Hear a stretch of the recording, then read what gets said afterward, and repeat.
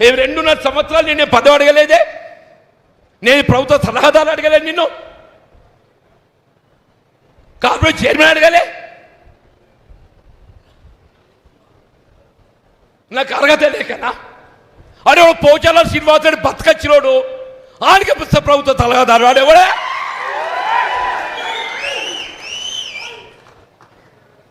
అదే పోచా ఈ 20 మాసాలలో ఆవిడ ప్రభుత్వ సలహాదారు నియామకం అయిన తర్వాత ఆవిడ ప్రభుత్వానికి ఇచ్చిన సలహాలేంటి చెప్పవే?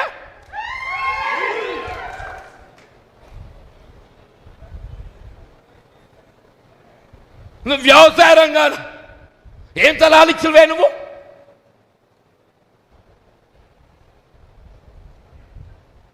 అంటే ఏంటి? నీ అడుగులకు ఎవడు మడుగలు ఒత్తుతాడో వాడికి పదవులు, నీ అడుగులకు ఎవరైతే మడిమలు ఒత్తుతారో వాడి పదవులు. నేను అడుగుతున్నా, ఎవరా ఈ వేం నరేందర్ రెడ్డి?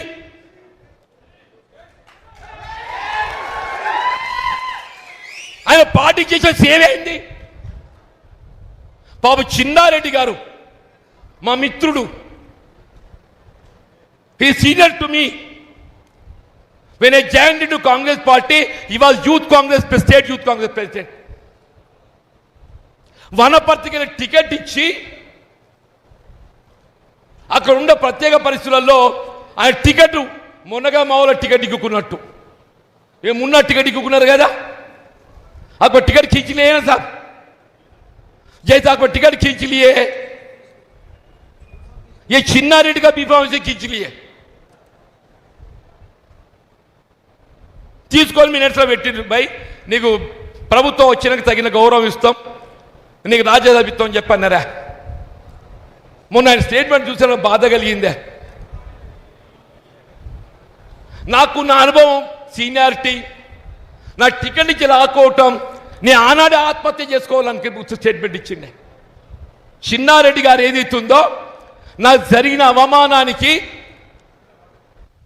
నేను ఆత్మహత్య చేసుకోవాలనేట్టుగా ఆలోచన వచ్చింది చెప్పిండే చిన్నారెడ్డి.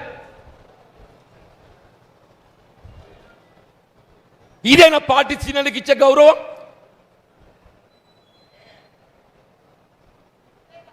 రేవంత్ రెడ్డి గారు, నరేందర్ రెడ్డి ప్రభుత్వ సలహాదారుడు, ఆయన రేవంత్ రెడ్డి గారి ప్రభుత్వ సలహాలు ఇస్తున్నాడు. ఆయనే ముఖ్యమంత్రి ఏమేమి సలహాలు ఇవ్వాలో ఇస్తున్నాడు అన్ని. ఇప్పుడు ఆయన సలహాలకు అనుగుణంగానే ప్రభుత్వం నడుస్తున్నది, వేం నరేందర్ రెడ్డి సలహాలకు అనుగుణంగానే ప్రభుత్వం నడుస్తున్నది. మరి మళ్ళీ ఇంకెందుగా ఇది? ఆ చిన్నారెడ్డి గారికి ఇస్తే గౌరవం దక్కుతుంది కదనే. మందు యాషి గారు ఉన్నారా,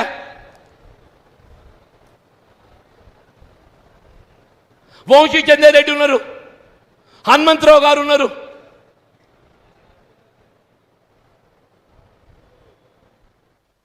అంటే ఏంటి? ఇలా ముఖ్యమంత్రి గారు ఏదైతుంది, ఈ పార్టీ నాది. ముఖ్యమంత్రి గారు ఏంటి? ఈ పార్టీ నాది, నాకు ఎవడైనా అడ్డం వస్తే తొక్కుతా. ఎంతమంది తొక్కుతావా నువ్వు? ఎంతమంది తొక్కుతావు నువ్వు?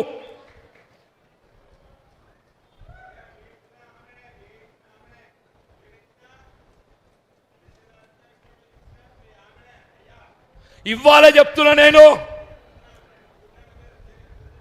నీ తొక్కుడు కాదు, మన జగిత్యాల నియోజకవర్గం ఏదైతుందో నినదించి నాడు అడ్డుపడ్డ నాడు ఏదైతుందో అది ఏ శక్తి కూడా మమ్మల్ని అడ్డుకు ఆపలేదు చెప్పట్టు నేను.